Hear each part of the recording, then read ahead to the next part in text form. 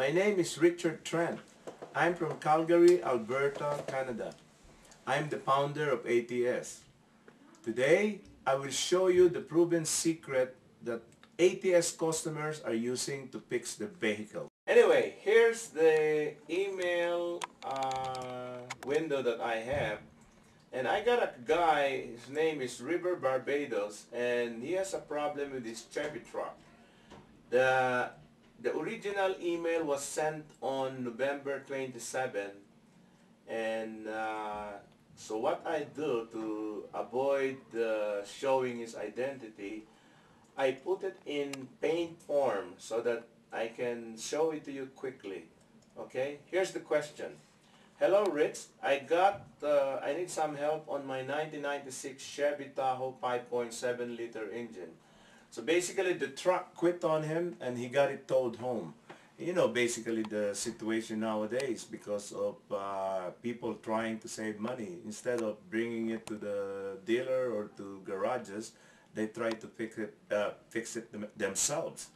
So as soon as he got home, he checked the fuel, he checked the ignition, and he found out the coil was not working properly, so he had it replaced. But after that, it still won't work. So he contacted ATS. So next response is what I did here. Okay, my response to his email is this. If you look down at the bottom, you see this? November 27, I wrote him the same day, okay? Good evening, kid. And I told him that there's no spark. Basically, what I do here is when a customer write to me, I usually give the 3 best fixes from my database, the common fix, so that you can fix the problem right away. And you will not start your vehicle if there's no fuel, there's no spark, and there's no mechanical, or there's a mechanical problem. Now, mechanical normally will have a noise. Let's say your car is running, and then you have a knocking noise, and then it quit. Then that's mechanical. He never said that on the report, so I would rule that out. Now, that's why it will boil down to 2 solutions. One of them is the ignition coil, so I thought ignition system. So I got him to check the coil again, because the coil that the new one that he had might be a wrong one, and then use the spark tester, etc., etc. And then I think I told him to check the 12-volt power supply. And then finally I said this. If I remember correctly, the BNC terminal of the driver is supposed to blink while cranking using a test light. If it's not blinking, the driver is no good.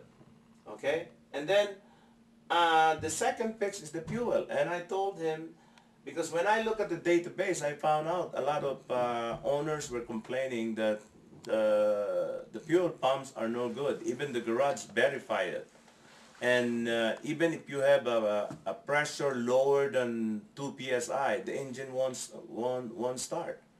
So I made him check that just to be sure, because I don't want people replacing parts that are not necessary.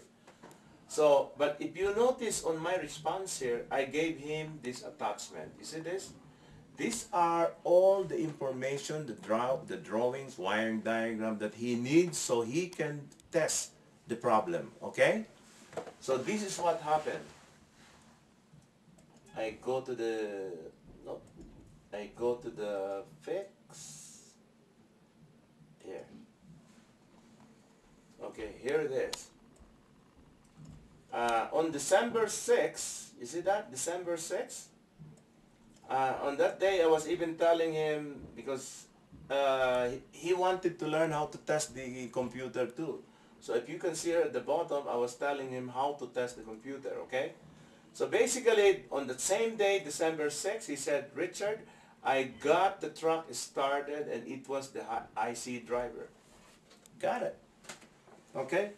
I hope you're satisfied. And remember, normally I will send the solution within 2 hours, and if I'm not around, I got retired engineers and retired mechanics helping me do this so that we can service you 7 days a week. And once you get the solution, most of you should be able to fix it within 1 to 2 days. So if you want to save money and get job security or not waste your money on unnecessary parts or getting your vehicle repaired elsewhere, get ATS email experience. Thank you.